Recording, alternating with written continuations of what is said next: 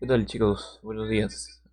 Bueno, el día de hoy vamos a hablar sobre los osciladores de relajación. La semana pasada hablamos de lo que serían los osciladores de circuitos LC, en los cuales hablamos sobre el oscilador de Colpis, el oscilador de Clark, Harley, Armstrong y lo que vendría a ser el oscilador de cristal, ¿no? Vimos que el principal es el oscilador de Colpix y luego el resto vendrían a ser variaciones, ¿no?, de ese oscilador. Dependiendo pues cuántas, por ejemplo el de Clark tenía tres capacitores y un inductor, ¿no? Y el de Harley tenía lo que vendría a ser, si no me equivoco, em, dos inductores y un capacitor, ¿no? Trabajábamos ahí ya con lo que es la inductancia total. Y Armstrong, pues ya trabajábamos con lo que vendría a ser un transformador, ¿no? L primario, que iba ya en el cálculo de la frecuencia de resonancia, ¿no? El oscilador de cristal, pues vimos también que su equivalencia era en el circuito tanque era de un LS, ¿no? Un inductor, un resistencia y dos capacitores, ¿no? En paralelo. En serie, perdón. Entonces, vamos a continuar con lo que sería osciladores de relajación. Comencemos a ver. Entonces, osciladores de relajación, ¿no? La segunda categoría más importante de los osciladores es el oscilador de relajación, ¿no? Lo habíamos mencionado en los primeros videos que íbamos a hablar específicamente sobre estos osciladores, que utilizan un circuito temporizador RC y un dispositivo que cambia de estado para generar una forma de onda periódica. En esta sección aprenderé varios conceptos que se utilizarán para producir formas de ondas senoidales, ¿no? Entonces, lo importante acá es que utilizan un circuito temporizador RC, ¿no? Y un dispositivo que cambia el estado para generar una onda periódica, ¿no? Entonces, describir y analizar la operación básica de osciladores de relajación. Analizar operaciones de osciladores de triangular. Vamos a hablar de tres, ¿sí? De un oscilador de onda triangulares, de onda de sierra y de onda cuadrada, ¿no? Entonces, analizar la operación de un oscilador controlado por voltaje VCO y analizar la operación de un oscilador de relajación de onda cuadrada. Entonces, comencemos con lo que es la onda triangular, ¿sí? Onda triangular.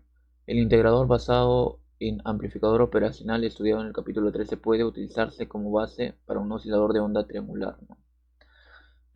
Este es un operacional OPAN 741C y vemos que esta es un OPAN no inversor. Como podemos ver acá, tenemos un voltaje de entrada, una resistencia R1 y una resistencia, ¿no? RE y un RF que va, perdón, y un capacitor, ¿no? Perdón, es un OPAN derivador, si no me equivoco.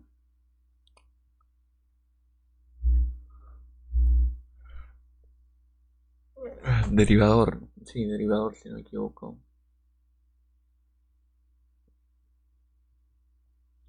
Bueno, tendría que revisar las prácticas, ¿no? Pero ¿es derivador o integrador? Uno de los dos, no me acuerdo cuál en este momento, pero por ahí debe ser cuál, ¿no? Entonces, para presentar, ya cuando se interrumpe esta posición se aplica un voltaje. Ya. La idea básica se ilustra en 16A, ¿no? Como podemos ver.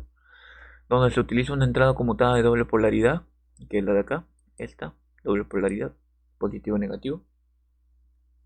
El interruptor se utiliza solo para presentar el concepto.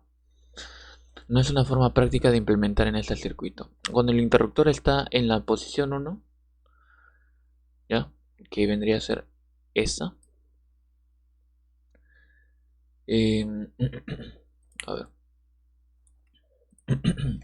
Entonces decimos que cuando está en la posición 1 se aplica el voltaje negativo y la salida es una rampa que se dirige a positivo. Ya.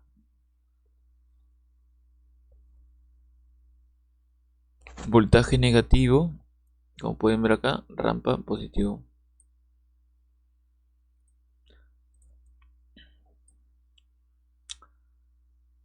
A ver, la posición 1, ¿no?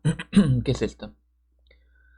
Es un voltaje negativo y es una rampa que se dirige a positivo, ¿no? Es lo que nos está diciendo. Se produce una rampa que se dirige a negativo en la posición 2. Entonces cambia el 2 de positivo el voltaje y pasa a negativo. Y así, y forma la onda triangular, ¿no?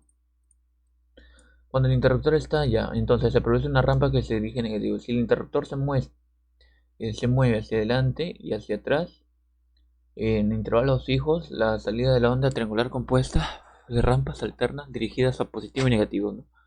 Como pueden ver en esta figura de acá.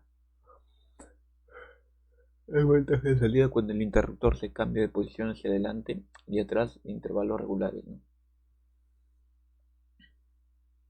Entonces, una cosa es saber el esquema de lo que es este oscilador de relajación, ¿no? Que prácticamente eso es un opal, ¿no? Y otra cosa es el oscilador de onda triangular práctico, o lo que se ve en la práctica. Así era el integrador, ¿ya ves? Entonces sí, este es el OPAN integrador. Entonces para generar lo que es un oscilador de onda triangular práctico, porque lo de acá no es práctico, ese interruptor no es práctico, ya que por ejemplo, va a depender de que en un osciloscopio tú pongas que te mida la frecuencia, entonces si lo dejas a un lado va a seguir bajando, bajando, bajando hasta que vuelvas a apretar el botón y va subiendo, subiendo, subiendo hasta que vuelvas a apretar y así sucesivamente. Por eso se dice que no es práctico, entonces tendrías que en un pequeño intervalo estar presionando y presionando y presionando, así que eso es lo que no queremos. Entonces para poder crear un oscilador que ya sea independiente, ¿no? Y no sea manual a la hora de ver los triángulos. Entonces, una implementación práctica de un oscilador de onda triangular utiliza un comparador basado en amplificador operacional con esteresis, ¿no? Para realimentar, para realizar la conmutación de funciones, como se muestra en la figura 16-28. La figura de acá, un oscilador de onda triangular que utiliza dos amplificadores operacionales. Entonces tenemos lo que vendría a ser un comparador, ¿sí? Y un integrador, ¿no? El comparador lo podemos ver acá, esta parte del circuito, ¿sí?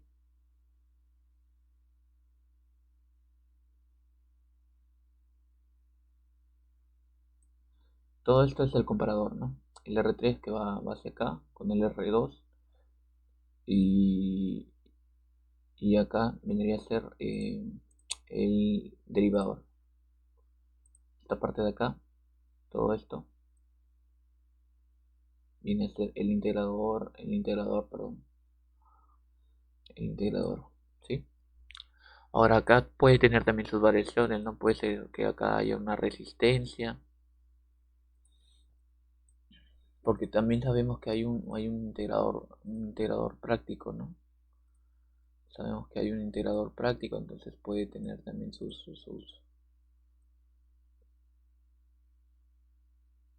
acá, no sé, puede haber un R acá también, ¿no? Entonces dependiendo, pues, ¿no? Pero básicamente el oscilador de onda triangular práctico, pues, se está compuesto de dos OPA, ¿no? Un comparador y un integrador. Entonces hay que revisar cómo funciona el comparador, cómo funciona el integrador, ¿no? Entonces salida del comparador es una onda cuadrada, ¿no? Una onda cuadrada. eh, entonces cuando el voltaje de rampa alcanza un punto de disparo superior a UTP, de Ultra Trigger Power, creo que si no me equivoco que es. El comparador cambia su nivel positivo máximo. Este nivel positivo hace que la rampa del integrador cambie en una dirección negativa. Continúa en la dirección hasta eh, que se alcanza el punto de disparo inferior. Low, low trigger point. low trigger point, creo que es, del comprador. Este punto de salida del comprador cambia la vuelta al nivel negativo máximo y el ciclo se repite. Esta acción en 1629. Formas de ondas del circuito. Acá mira, cuando está, esta es la salida del comparador, ¿sí? Lo cual son ondas cuadradas, ondas cuadraditas. Entonces acá tenemos el voltaje ultra trigger point que queda acá, que va a lo que es la salida del comparador y es el punto máximo de acá, ¿no? Y el low, que es lo de abajo, el punto de abajo. Esto es low y es ultra trigger, ¿no? Esto es lo que me va a generar pues una onda triangular. Entonces, como el comparador produce una salida de onda cuadrada, el circuito de la figura 1628, el comparador va a producir una salida de onda cuadrada. La salida más o menos va a estar por acá, en este lado. Como ya salida, va a entrar por acá y hay otro voltaje de salida, ¿no? Entonces puede ser utilizado tanto como oscilador de onda triangular como oscilador de onda cuadrada. Esto es importante. Entonces el oscilador de acá puede ser utilizado como dos tipos, ¿no? De triangular o cuadrada. Los dispositivos de este tipo comúnmente se conocen como generadores de funciones, porque producen más de una función de salida. La amplitud de salida de la onda cuadrada está establecida por la oscilación de salida del comparador y los resistores R2 y R3, que establecen la amplitud de la salida triangular al establecer los voltajes de ultra trigger point y low trigger point. De acuerdo con las siguientes fórmulas, ultra trigger point es igual a voltaje máximo, R3 y R2, ¿no?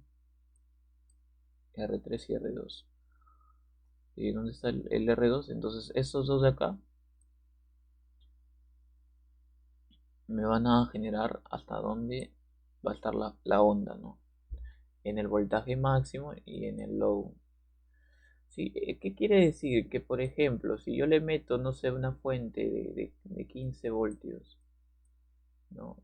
Un VCC en la cual es ya 20 voltios, le voy a poner.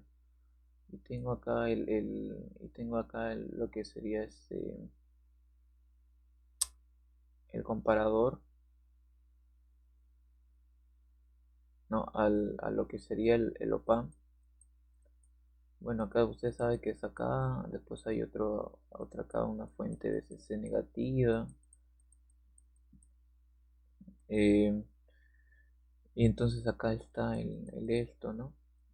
Va la resistencia acá, y acá hay otra resistencia. Entonces esto, SR3 y R2 me van a determinar. Por ejemplo, este es 1K y este es 2K. Entonces, lo que me va a determinar en qué punto va a oscilar la onda, hasta qué máximo, ¿no? Qué máximo y qué mínimo va a tener la onda, ¿sí? Porque puede bajar, ¿no? Entonces, ese es las fórmulas de acá, pues, ¿no? Entonces, si tengo 20 voltios, 20 voltios, ¿sí? Tengo 20 voltios, entonces lo multiplico, 20 voltios positivo, recuerden, 1K, 2K, chao, chao, chao, chao, me quedan 10 voltios. Entonces el rango de la onda va a llegar máximo, el ultra trigger point va a llegar máximo a 10 voltios. Y lo mínimo, como sigue siendo menos 20, entonces menos 10 voltios. Y así va a oscilar, abajo, abajo, ¿no? Entonces a tener en cuenta eso. Eso entonces el R2 y el R3 es fundamental para ver la amplitud de mi onda triangular. ¿Ok? Entonces, seguimos. Entonces ya sabemos cómo ver nuestra amplitud de nuestra onda triangular. Donde los niveles de salida del comparador B más y B menos son iguales. Claro, la frecuencia de ambas formas de onda depende de la constante de tiempo R1C. así como lo de los resistores que establecen las amplitudes, perdón, R2 y R3. Es lo que les decía, pues, ¿no? Lo que previamente muestra lo que es la amplitud es el R2 y R3. Entonces, si queremos amplitud, R2 y R3. Si queremos ver lo que es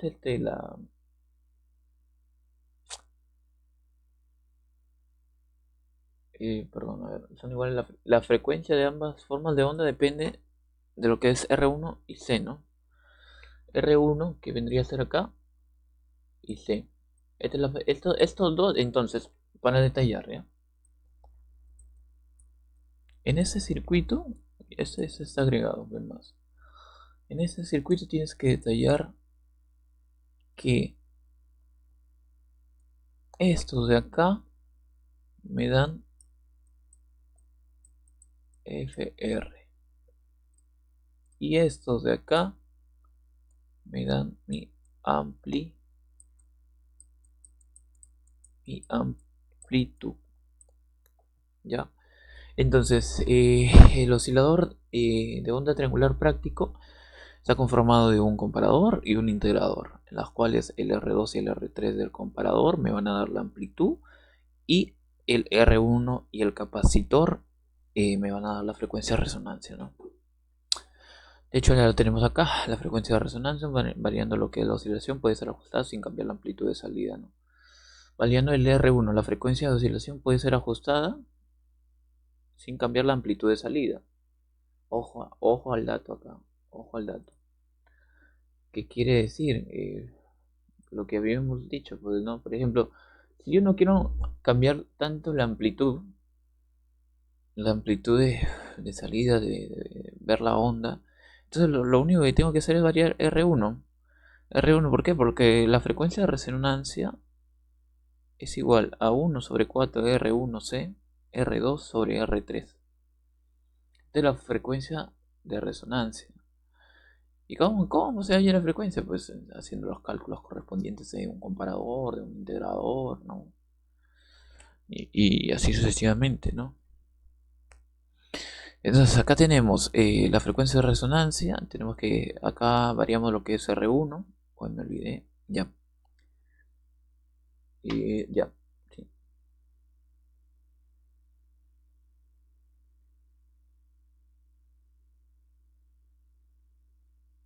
Entonces, sigamos, perdón.